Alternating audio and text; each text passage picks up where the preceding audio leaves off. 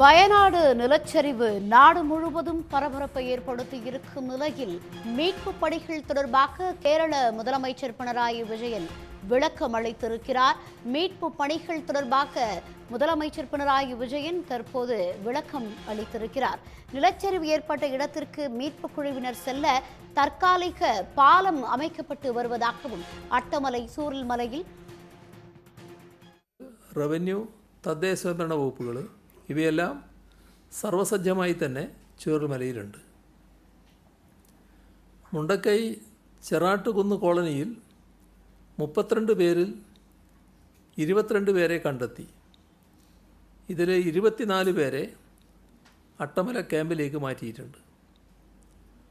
മേപ്പാടി പോളിടെക്നിക്കിൽ താൽക്കാലിക ആശുപത്രി സജ്ജമാക്കി. ചൂരൽമലയിലെ മദ്രസയിലും പള്ളിയിലും താൽക്കാലിക ക്ലിനിക്കും തയ്യാറാക്കി. പോസ്റ്റ്മോർട്ടം നടപടികൾ വേഗത്തിലാക്കാനും പരിക്കേറ്റവർക്ക് വിദഗ്ധ ചികിത്സ ഉറപ്പാക്കാനും നടപടികൾ സ്വീകരിച്ചിട്ടുണ്ട്. പോസ്റ്റ്മോർട്ടം നടത്താൻ കൂടുതൽ ഫോറൻസിക് സംഘങ്ങളെ നിയോഗിച്ചു. പോസ്റ്റ്മോർട്ടം ടേബിളുകളുടെ എണ്ണം കൂട്ടിയിട്ടുണ്ട്. ഇന്നലെ രാത്രിയിലും പോസ്റ്റ്മോർട്ടം നടത്തിയിരുന്നു. രാവിലെ കിട്ടിയ മൃതദേഹങ്ങളും പോസ്റ്റ്മോർട്ടം നടത്തി. ഓരോ അരമണിക്കൂർ ഇടവിട്ട് കൃത്യമായ വിവരങ്ങൾ ലഭ്യമാക്കി വരുന്നുണ്ട്. തിരിച്ചറിയാനാകാത്ത മൃതദേഹങ്ങൾ കണ്ടെത്താനെത്തുന്ന ബന്ധുക്കൾ ഉൾപ്പെടെയുള്ളവർക്ക് സഹായമൊരുക്കി. ശരീരഭാഗങ്ങൾ മാത്രം ലഭിച്ചതുണ്ട്. അപ്പോൾ അവയിൽ ജനിതക പരിശോധനയ്ക്കായി സാമ്പിളുകൾ എടുക്കുന്നുണ്ട്. എല്ലാ ക്യാമ്പുകളിലും മാനസിക പിന്തുണ ഉറപ്പാക്കുന്നതിന് മാനസികാരോഗ്യ വിദഗ്ധരുടെയും കൗൺസിലർമാരുടെയും സേവനം ഉറപ്പാക്കിയിട്ടുണ്ട്. വീടുകളിൽ കഴിയുന്നവരെ നേരിട്ട് സന്ദർശിച്ച് മാനസിക പിന്തുണ ഉറപ്പാക്കും. ആരോഗ്യവകുപ്പ് ഡയറക്ടറേറ്റിൽ ആരംഭിച്ച സ്റ്റേറ്റ് കൺട്രോൾ റൂം പ്രവർത്തനം 24 മണിക്കൂറുമുണ്ട്. കോഴിക്കോട്, കണ്ണൂർ, തൃശ്ശൂർ മെഡിക്കൽ കോളേജുകളിൽ നിന്നുള്ള ടീം വയനാട്ടിലേക്ക് എത്തി. Surgery, orthopaedics, cardiology, psychiatry, forensic ഇത്രയും വിഭാഗങ്ങളിലെ ഡോക്ടർമാരെയും നഴ്സുമാരെയും അധികം നിയോഗിച്ചു. സ്വകാര്യ ആശുപത്രികളിലെ ഡോക്ടർമാരുടെ സംഘത്തെയും നിയോഗിച്ചിട്ടുണ്ട്. രക്ഷപ്പെട്ടു വരുന്നവർക്ക് അടിയന്തരമായി വൈദ്യസഹായം ലഭ്യമാക്കാൻ ചൂരൽമലയിലെ കൺട്രോൾ റൂം കേന്ദ്രീകരിച്ച് ഓക്സിജൻ ആംബുലൻസ് ഉൾപ്പെടെ മെഡിക്കൽ പോയിൻ്റ് സൗകര്യമൊരുക്കാൻ തീരുമാനിച്ചിട്ടുണ്ട്. ഇവിടെ കാര്യങ്ങൾ ഏകോപിപ്പിക്കാൻ മുതിർന്ന ഉദ്യോഗസ്ഥനെ നിയമിക്കുന്നതാണ്. ആവശ്യത്തിന് ഡോക്ടർമാരെയും മറ്റാരോഗ്യ പ്രവർത്തകരെയും നിയോഗിക്കും. കോഴിക്കോട്, തലശ്ശേരി ഉൾപ്പെടെ 4 സഹകരണ ആശുപത്രികളിൽ നിന്നുള്ള ഡോക്ടർമാരുടെ സംഘം വരാൻ തയ്യാറായിട്ടുണ്ട്. കുടുങ്ങിക്കിടക്കുന്നവരെ രക്ഷപ്പെടുത്തി പാലത്തിലൂടെ കൊണ്ടുവരുന്ന പോയിന്റിൽ വെള്ളം വിതരണം ചെയ്യാൻ സജ്ജീകരണം ഏർപ്പെടുത്തി. ഇവിടെയും ആരോഗ്യ ടീമിനെ നിയോഗിക്കും. ചൂരൽമലയിൽ JCB നിൽക്കുന്ന സ്ഥലം മുതൽ കൺട്രോൾ റൂം വരെ ആവശ്യത്തിന് ലൈറ്റ് എത്തിക്കും. ചൂരൽമല ടെലിഫോൺ എക്സ്ചേഞ്ച് വരെയും ഉരുൾപൊട്ടലിനെ തുടർന്ന് പാലം ഒലിച്ചുപോയ ചൂരൽമല ടൗൺ വരെയും വൈദ്യുതി ശൃംഖല പുനർനിർമ്മിച്ച് വൈദ്യുതി ബന്ധം പുനഃസ്ഥാപിച്ചിട്ടുണ്ട്. നല്ല രീതിയിൽ ഈ മേഖലയിൽ വൈദ്യുതി ബന്ധം പുനഃസ്ഥാപിക്കാനായിട്ടുണ്ട്. കൽപ്പറ്റ ടൗണിലും പ്രധാന ആശുപത്രികളിലും ബാക്ക് ഫീഡിങ്ങിലൂടെ വൈദ്യുതി എത്തിക്കാനായി. ദുരന്തഭൂമിയോട് ചേർന്നുള്ള മേപ്പാടി ടൗണിലും മേപ്പാടി ഗവൺമെൻറ് ആശുപത്രി, വിംസ് മെഡിക്കൽ കോളേജ് എന്നിവിടങ്ങളിലും വൈദ്യുതി ലഭ്യത ഉറപ്പുവരുത്താനായി. പ്രാഥമിക വിവരം അനുസരിച്ച് ഏകദേശം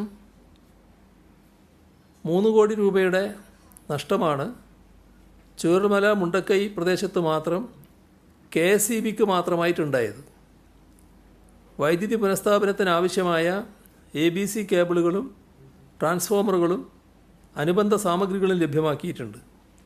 ആവശ്യം വേണ്ട തൊഴിലാളികളെയും ജീവനക്കാരെയും നിയോഗിച്ചിട്ടുണ്ട്.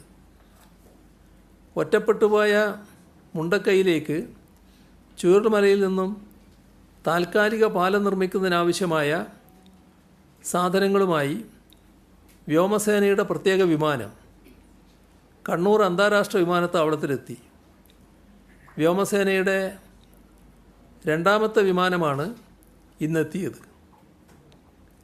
മോട്ടോർ വാഹന വകുപ്പിൻ്റെ നേതൃത്വത്തിൽ 17 ട്രക്കുകളിലായി ഇവ ചൂരൽമലയിലെത്തിക്കും. ഇന്നലെ കണ്ണൂരിലെത്തിയ ആദ്യ വിമാനത്തിൽ നിന്നും ഇറക്കിയ പാലം നിർമ്മാണ സാമഗ്രികൾ ഇന്നലെ രാത്രിയോടെ തന്നെ 20 ട്രക്കുകളിലായി ചൂരൽമലയിലെ ദുരന്ത മേഖലയിൽ എത്തിച്ചിരുന്നു. പാലം നിർമ്മാണം പുരോഗമിക്കുകയാണ്. അവർ ഇന്ന് ചേർന്ന അവലോകന യോഗത്തിൽ ഉറപ്പു പറഞ്ഞത് നാളത്തേക്ക് പാലം പൂർണ്ണതയിലെത്തിക്കാൻ കഴിയുമെന്നാണ്. ദുരന്ത സാഹചര്യത്തെ നേരിടാനുള്ള അടിയന്തര നടപടികൾ ഭക്ഷ്യ പൊതുവിതരണ വകുപ്പ് ഏറ്റെടുത്തിട്ടുണ്ട്. റിലീഫ് ക്യാമ്പുകളിൽ ഭക്ഷ്യവസ്തുക്കളുടെ ലഭ്യത ഉറപ്പുവരുത്തുന്നതിനും പെട്രോൾ ഡീസൽ പമ്പുകളിൽ ആവശ്യത്തിന് ഇന്ധന ലഭ്യത ഉറപ്പുവരുത്തുന്നതിനും ദുരന്ത മേഖലയിൽ മണ്ണെണ്ണയുടെ ലഭ്യത ഉറപ്പുവരുത്തുന്നതിനുമുള്ള നടപടി സ്വീകരിച്ചിട്ടുണ്ട്. മൊബൈൽ ടവറുകൾ, ജനറേറ്ററുകൾ ഇവ പ്രവർത്തിപ്പിക്കുന്നതിനുള്ള ഇന്ധന ലഭ്യത ഉറപ്പുവരുത്താൻ ഓയിൽ കമ്പനികൾക്ക് നിർദ്ദേശം നൽകിയിട്ടുണ്ട്.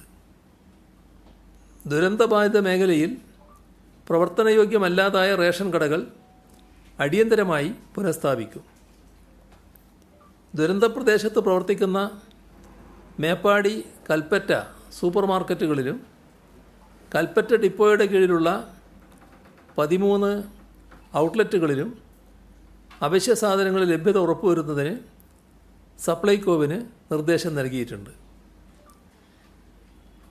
കാലാവസ്ഥാ വകുപ്പിൻ്റെ അറിയിപ്പെടുത്താൽ ഇന്നെവിടെയും റെഡ് അലേർട്ട് അറിയിച്ചിട്ടില്ല.